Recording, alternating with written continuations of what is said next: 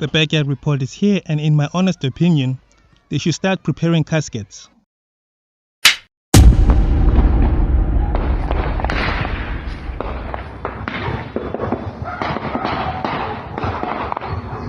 This is the terrifying sound residents heard on Saturday afternoon.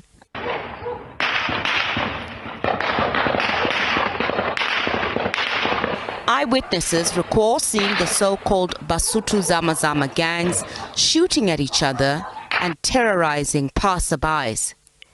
Keen-eyed residents say they were paralyzed with fear after some of the shooters jumped into their yards. SAPS has got the best men and women who can take on the ZAMA-ZAMA'S. They must just go and take out the ZAMA-ZAMA'S under those holes. Any ZAMA-ZAMA that tries to shoot SAPS, they must drop them dead. They must not negotiate with them. Law enforcement officers apprehend illegal miners in Riverlea, south of Johannesburg.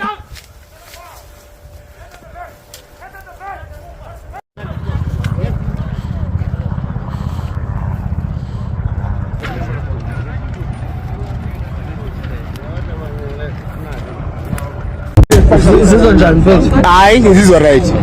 Awusabi. Angisava ngisengibotshiwe ngingafanga. Unesikhathi singakanani mfethu wenza lo msebenzi? 2 weeks and manje sengingenile 2 weeks and 3 days. 2 weeks and 3 days ifast. Lapha ngaphansi. Ngapha ngaphansi. 2 weeks and 3 days. Usuka phela. eZimbabwe.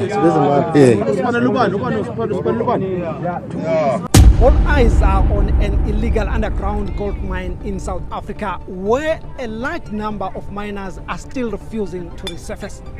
The miners, or ZAMA-ZAMA'S, remained underground at the mine in Stilfontein, reportedly in protest over a government crackdown on illegal mining. Many of them are believed to be from neighboring Zimbabwe, Lesotho and Mozambique. Where are you from? Mozambique. Where are you from? Mozambique. Mozambique.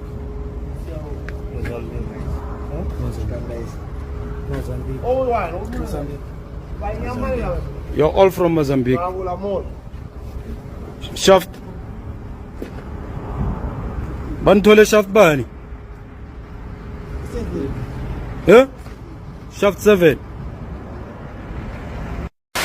My concern is that my brother, he's taking a chronic treatment, and like every time when I ask him how do they survive there, he will tell me that they give them food, he gets his medication. So my worry now, my main concern is that if he can't get his chronic medication, he can't get food. How is he surviving? That's my concern. Now, this phenomena of illegal miners and ZAMA-ZAMA'S is something that is a commonality in this community. I'm struggling to understand how 10,000 could be underground as we speak, but you say that many in this community are faced with this reality, and you knew your brother is a ZAMA-ZAMA. Yes, indeed I knew. The main reason that he ended up getting there, and we were saying that ZAMA-ZAMA in a way, it's a godsend, because my brother, he was a criminal, and he used to be beaten up by the community. So since he started joining ZAMA-ZAMA, that thing of him being a criminal, it has stopped. What the hell did you just say? So it became a norm to us that he goes underground for 2 months and he comes back after 2 months. So now my concern is that what's happening? What's the situation now? Hence I end up going to the community leader saying that, can you please help me? Because I don't know that what's happening with my brother. Even if he's dead or it's alive, can I just get him? If he's no more, can I get his bone so that I can bury him? When last did you speak to your brother, and how long has he been underground? I think it's about 3 months or 4 months, the time he told us that he's going there, because we can't communicate. We end up communicating the time he tells us that I'm going, and when he comes back. So now we haven't heard anything. On the other hand, there's a quest by the people to mine. Like we have met with the community representative, they've raised that to the minister. Those are not criminals. Those are community members that came to government, because we are government of the people. They came to government and engaged the Minister of Police on Friday. That minister, we've got a quest to mine, please assist us. Those ones will be considered, because they are not criminals. But criminals are criminals. they will be arrested. It's one other thing before we end this press conference that I want to emphasize, that people must not have selective amnesia. We are dealing with criminals here. Not so long ago in Gauteng, they raped young girls when they were shooting music video. People that are cruel. In Kagiso, they raped a father, a son, and a mother. A father committed suicide because he was affected psychologically. Now, people must not shift the attention of government on outrooting criminals in our society. Not so long ago, here in Kanana, I remember it was my first week in office. I came to a tavern. They killed 15 people. I was there. I saw families crying to me as they missed. So people must not shift their attention. We are going to deal with the ZAMA-ZAM'S. We are not backing down. Thank you very much. We are not going to celebrate crime. We are not going to allow crime to thrive under our watch. We have given them ample time to come up, to resurface, to ensure that we uphold and enforce the law accordingly. So as the SAPS and together with the members of the SANDF, we are not backing down.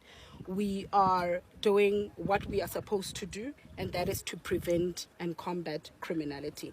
So we are not going to negotiate with criminals. We are not going to back down on our efforts to stamp the authority of the state. This operation will continue across the country. It is continuing, like I've indicated. Enough to come to the surface. As indicated by the reports I've just read to the court, the people are weakened. They may not be able to resurface. Now, for those people who are underground, this is what the applicant is saying. For those people who remain there, while they remain there, for whatever reason, whether it be they are afraid to come out and be arrested, or they are so weakened that they can't come out, that there remains an obligation on the state to ensure that their basic necessities are taken care of. So whether those that came out, it's fine. You are out and you've been arrested, and the law must take its course. The applicant has no problem with the law taking its course. What applicant is saying, to the extent that you are keeping people down there, and for whatever reason they may be down there, their basic needs must be catered for and taken care of by the state. And the sending of the ARVs, we'll recall that we have interim court order that was issued on Saturday that requested that we need to give the necessary medication that will ensure the safety of life. And if that ARVs is one of the requests that is being done, we have indicated that it will be done in a very coordinated manner. They know where to go, where the team is convening, where they will give those ARVs that will go down underground for the safety of, or as the emergency rescue, food and medical that was requested. After a long day of pulling and maneuvering through a mine shaft, this man is rescued. He is tired, dehydrated and very weak. Later, another is brought out. His condition is worse. Left hand dislocated and, very weak, dehydrated, and it's very bad. It needs hospitalized so that he can recover from what he is really looking like. It's bad. Volunteers from the community are coming to help illegal miners stuck underground. Families of those underground say around 4,000 are down there. The police say hundreds. Some are believed to be too weak to get to the surface. She says they're among the hundreds of informal miners trapped in a disused gold mine. An operation was planned by mine rescue experts, but activity at the top of the shaft has almost ground to a halt. There is no rescue mission that is happening.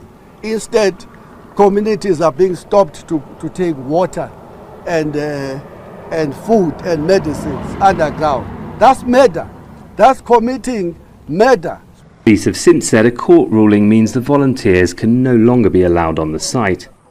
They say the experts' rescue operation is facing delays, made worse when a rescue contractor was asked to pay a kickback. There's one person who actually demanded 30% from one of the contractors. For us, it's like this person was trying to extort money from the contractor, and something that we are actually discouraging. Nearby, we found another abandoned shaft. Informal miners left an electricity pole and ropes they've used to reach the once rich gold seams 2.5 kilometres down. Some of them say it's common to find people's bodies below, some who've fallen and others who've been thrown in by the armed gangs that control much of South Africa's multi-million-dollar illegal mining business. My heart beats faster just being anywhere near the top of that hole. I find it terrifying, but for thousands of people, a desperately needed livelihood is found inside, and others are questioning how it is that mining companies have been allowed to leave the countryside around here strewn with death traps like this.